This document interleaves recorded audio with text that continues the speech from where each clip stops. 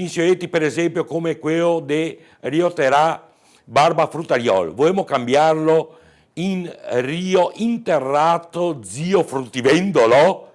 No, non ho capito questa roba che c'è qua. No all'italianizzazione dei Nisioetti. Lo sostiene con un esempio divertente l'esperto di tradizioni veneziane Sandro Brandolisio. Gli errori, racconta, ci sono sempre stati e rendono più affascinanti le indicazioni. E a Bessa, c'è anche nei controsensi, c'è anche nei svarioni, se vogliamo chiamarli. Gli errori che sono sempre stati. Perché? Perché chi che scriveva, lo scriveva tante volte anche in dialetto. Il veneziano è una lingua, impossibile modificarla anche nelle iscrizioni.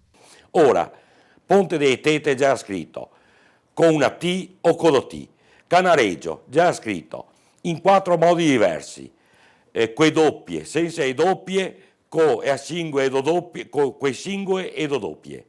Se si vuole avere la certezza, però, c'è una soluzione. Si può anche codificarlo. Ora che c'è testi come il Boerio, come il Tassini, che aveva già codificato, diciamo così, un modo di scrivere.